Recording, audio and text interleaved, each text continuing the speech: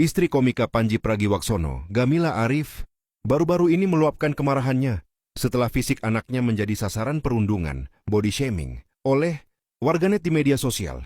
Kemarahan ini dipicu oleh serangan netizen yang menyasar ranah pribadi dan anak-anak Panji.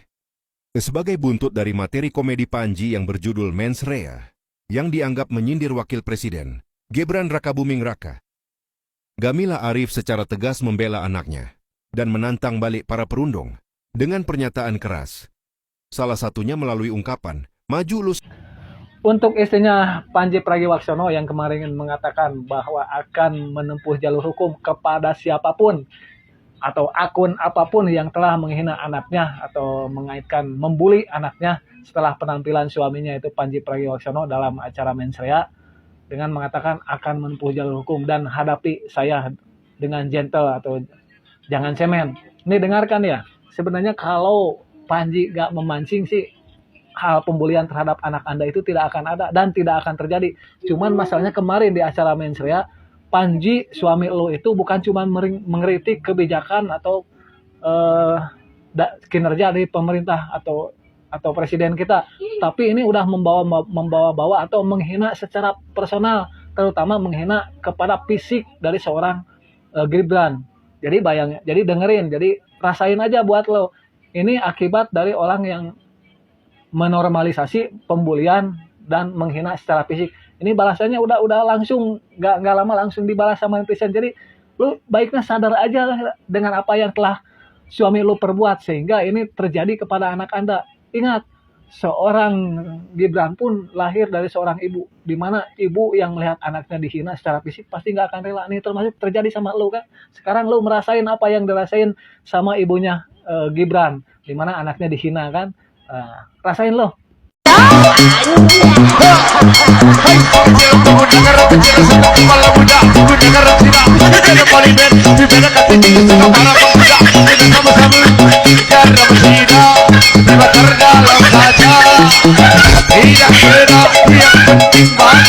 Lucu nih baca komen-komennya netizen ya di kasusnya Panji Pragiwaksono ya, yang kemarin mensreanya itu materinya sempet trending ya. Kemarin trending di jejaring live streaming Netflix dan ini sepertinya semakin bergejolak ya. Dan sekarang netizen itu berbalik menyerang keluarga dari Panji Pragiwaksono nih. Aku baca komen-komennya lucu sih.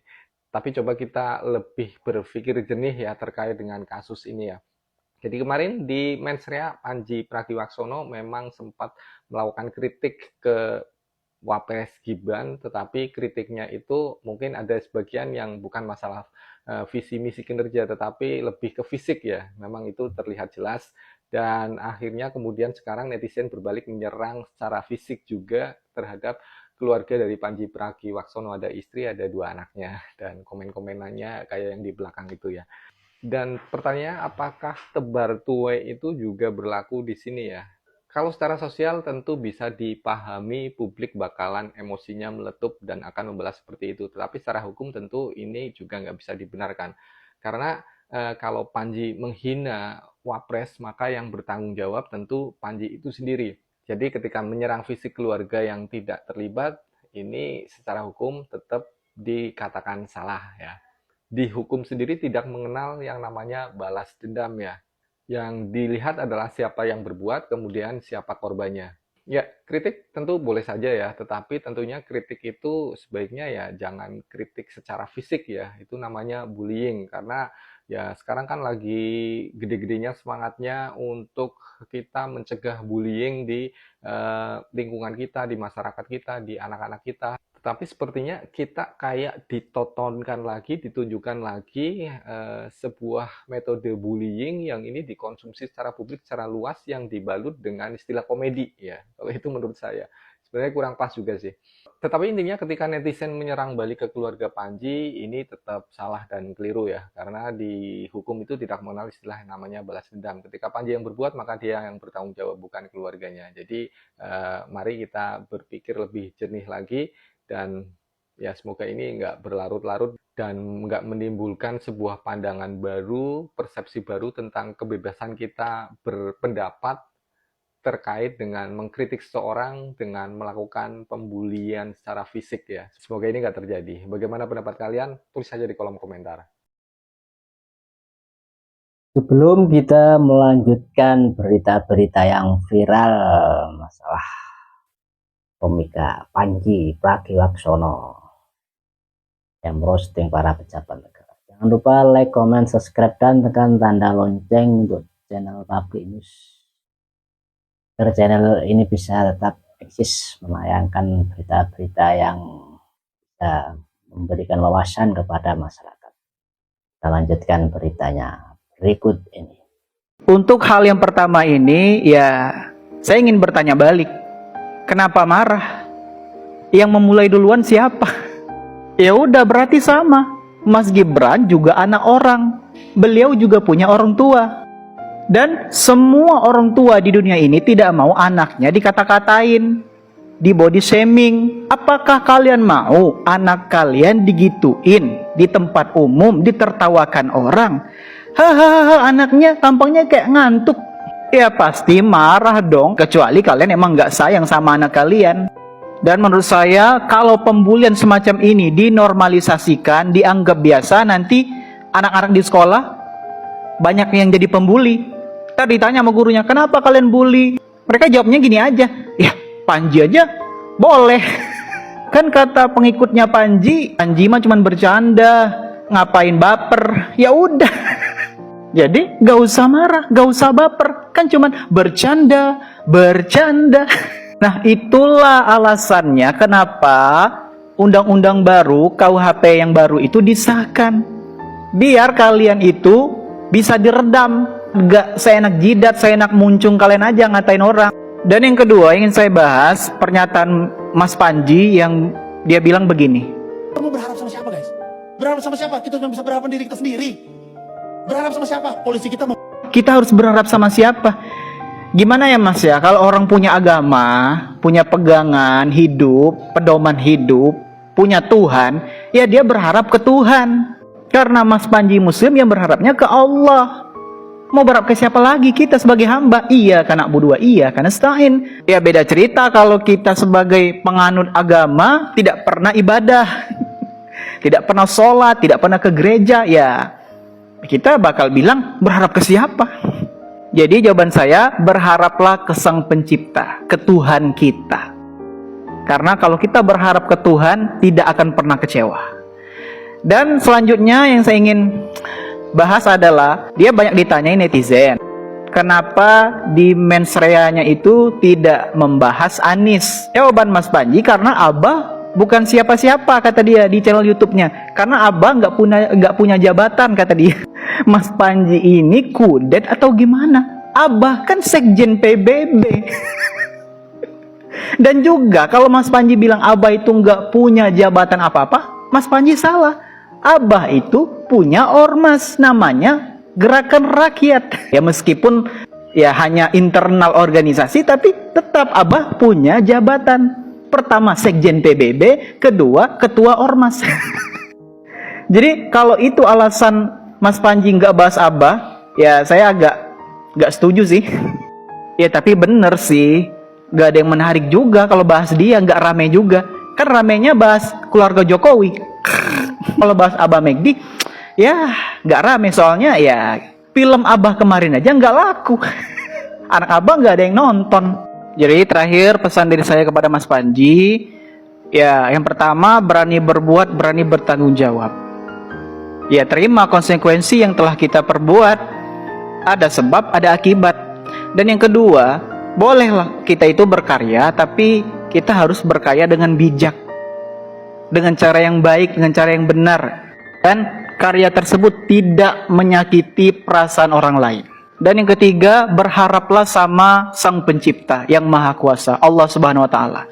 Kalau berharapnya sama manusia, kita pasti akan dihianati, dikecewain suatu saat. Apalagi ke diri sendiri. Kalau kita gagal, kita pasti nyalahin diri sendiri. Nah itu.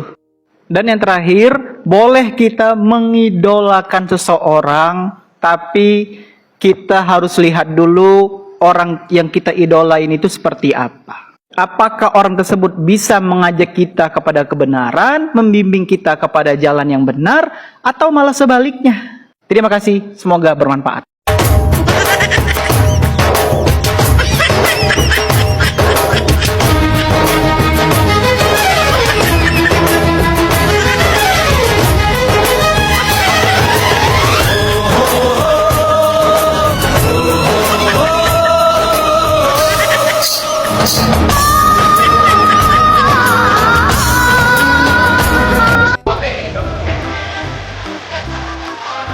Gibran ngantuk ya? Ya karena ngantuk kan dia ya?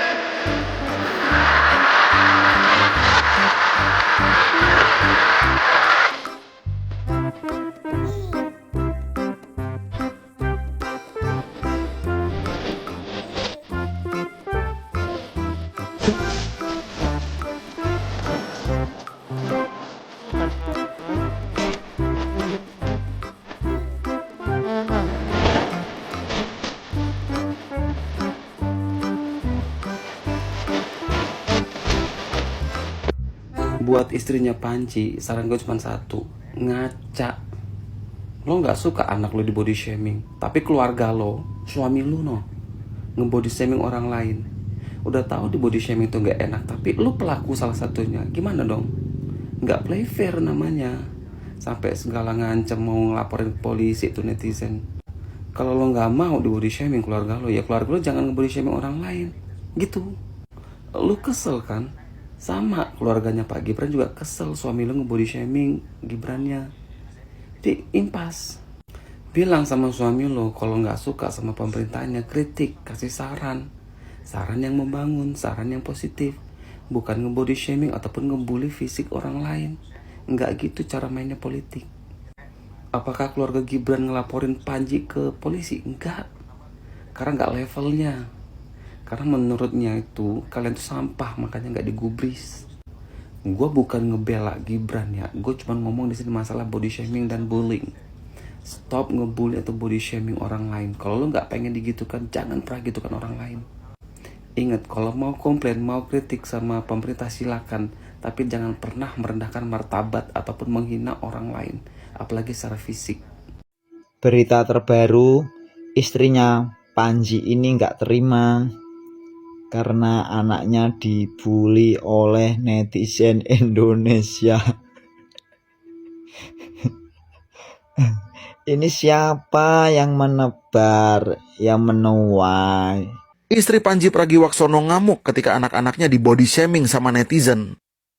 Buntut materi komedi mensrea yang dibawakan Panji Pragiwaksono yang menyindir Wapres Gibran merembet ke arah yang lebih personal. Alih-alih berhenti pada kritik atau perdebatan ide, sebagian netizen justru menyerang anak-anak Panji dengan komentar bernada body shaming di media sosial. Sasaran perundungan itu adalah Dipo dan Shira, anak kandung Panji, yang sama sekali tidak terlibat dalam polemik tersebut. Mengetahui hal ini, Gamila Arif, istri Panji, bereaksi keras. Melalui akun eks pribadinya, Gamila mengecam tindakan warganet yang menyeret anak-anak ke dalam kebencian politik. Ia menegaskan bahwa dirinya siap menerima hinaan, begitu pula suaminya sebagai konsekuensi tampil di ruang publik. Namun, menurutnya anak-anak harus dilindungi dari serangan apapun, terlebih yang menyasar fisik. Gamila juga menyatakan tidak ragu melaporkan komentar perundungan tersebut, khususnya yang muncul di TikTok, sebagai bentuk perlindungan terhadap anak-anaknya. Kalau tanggapan kalian gimana nih? Dengerin, masih ingat lapor Mas Wapres? Ini orang belum beberapa bulan terpilih langsung bikin program. Lapor ke saya masalahmu. Wakil Presiden rasa customer service. Beliau ini Wakil Presiden Republik Indonesia. Dia tuh ranahnya gagasan. Dia yang harusnya nyelesain masalahnya, bukan nerima masalahnya. Malu. Kemana gagasannya? Kok malah jadi terima-terima? Gak enak kan sama Wakil Presiden kita yang lain kerja semua itu. Yusuf Kala waktu itu memperbaiki iklim bisnis, menyelesaikan masalah horizontal, konflik horizontal. Budiono berminggu-minggu, berbulan-bulan begadang memperbaiki ekonomi kita, ngejaga biar solid. Kiai Maruf Amin pasti kerja, pasti kerja, pasti kerja, pasti dong. Loh. Oh, suzon ada ya. Hanya karena Anda tidak lihat bukan berarti tidak kerja. Emang mendoakan rakyat Indonesia enggak kerja? Mau tahu nggak apa kesamaan Pandji Pragiwaksono dengan Prabowo Subianto? Sama-sama mudah disalahpahami pernyataannya kalau dilihat hanya sepotong-sepotong. Sebagaimana potongan show stand-up komedi Panji Mensreya itu disalahpahami sebagian orang sampai lapor-lapor polisi karena dikira show-nya itu isinya untuk menghina-hina wakil presiden dan lain-lain. Padahal kalau kita lihat secara utuh tujuannya adalah untuk pendidikan publik supaya masyarakat itu bisa berpikir lebih logis lagi dalam menentukan pemimpin. Itu juga dialami oleh Prabowo Subianto. Misalnya pernyataannya soal sawit, kalau dilihat utuh, itu kan gagasan besar yang luar biasa ya. Dia pengen bangun solar panel, pengen bangun pembangkit listrik tenaga air. Pada kesempatan yang sama tuh disebutin banyak yang mau dibangun di Papua, tapi dipotong cuma bagian sawitnya saja, sehingga kesannya Prabowo nih, kok sawit banget ya orangnya? Ada apa motifnya kok ngomongin sawit terus? Padahal ya karena mayoritas orang cuma lihat sepotong-sepotong. Apalagi yang nggak suka, pasti nggak lihat secara utuh, sama kayak Panji. Banyak orang yang cuma lihat potongan-potongannya lagi seakan-akan ngejelekin wakil presiden. Padahal kalau kita lihat show-nya secara utuh, tujuannya kan untuk edukasi publik bahwa pemilih-pemilih itu harus lebih logis, lebih rasional supaya Indonesia di masa depan itu bisa jadi lebih baik. Gagasan besarnya itu kan, tapi kalau dilihat sepotong hasilnya beda. Sebagaimana pernyataannya Presiden Prabowo Subianto itu juga sering disalahpahami karena orang-orang lihatnya cuma sepotong-sepotong, nggak ngerti konteks utuhnya. Ya memang ini resiko pekerjaan mereka masing-masing, tapi sebagai manusia yang harusnya ingin Indonesia lebih baik, masa sih kita biasain untuk ngelihat pernyataan sepotong-sepotong lalu menghakimi tanpa memahami dulu konteks besarnya apa sih sebenarnya yang lagi disampaikan? Kalau menurut kalian gimana? Coba komen, follow juga boleh. Kenapa ya gelombang kemarahan muncul setelah hinaan ke Tuhan? Karena yang diserang bukan sekedar individu, dipersepsikan sebagai simbol anak presiden, pejabat publik, dan representasi kekuasaan, nah melainkan serangan personal yang melewati batas etika. Kenapa kemarahan tidak berhenti di situ? Karena ada efek domino dari kritik hinaan yang menjadi pembenaran alasan seperti ini. Kritikan pada pejabat adalah hak semua orang dan digantikan kebencian secara massal. Wargi Jabar, jangan marah ya sama Panji stand up komedian karena perkataannya yang mengatakan bahwa pejabat di Jabar itu kebanyakan ngartis gitu loh. Entah itu Pak Deddy yang artis YouTube katanya ya, ataupun DPR-nya, ataupun seperti Deddy Mizwar, Dede Yusuf, atau Rico Diah Pitaloka. Nggak apa-apa, memang bukti mereka itu dulunya artis gitu loh. Ya kalau Pak Deddy katanya Bapak Aing artis YouTube ya juga nggak apa-apa, itu kenyataannya gitu kan ya. Yang jelas biarpun artis ya, mereka itu kerjanya benar gitu loh. Kayak Rico Diah Pitaloka gitu, kurang apa beliau gitu ya memperjuangkan rakyat kecil gitu sebagai anggota DPR ya. Dan yang jelas ya, mereka itu nggak korupsi, nggak apa-apa artis, yang penting nggak korupsi gitu kan ya, nggak hanya pencitraan, benar dan jelas kerjanya. Mungkin ya karena perkataan Panji stand up komedian itu akhirnya seluruh pejabat pemerintahan Jabar dari kepala desa, camat, dan bupati akhirnya diharuskan wajib untuk melaporkan mengupdate kegiatannya ya, kegiatan dan penggunaan anggaran di desanya gitu kan ya, melalui medsos juga gitu, melalui YouTube atau TikTok atau apa gitu kan ya. Jadi ya udah sekalian aja pejabat Jabar semua ngartis gitu loh. Yang tadinya bukan artis, bukan konten kreator pun jadinya jadi konten kreator gitu, jadi artis semua ya, nggak apa-apa, yang penting jelas gitu loh. Jadi melalui medsos itu dilaporkan gitu loh penggunaan anggarannya, yang jelas transparansinya, yang yang digunakan itu berapa gitu dananya, laporannya melalui situ. Ibarat kata medsos itu rapotnya pejabat Jabar. Jadi sekalian aja ya kita semua jadi warga Jabar itu pejabatnya jadi konten kreator gitu kan. Jadi nggak usah marah-marah atas perkataannya Pak Panji itu ya, karena kita memang betul ya ada dari kalangan artis, ada dari konten kreator seperti Bapak Aing gitu, yang jelas tidak korupsi.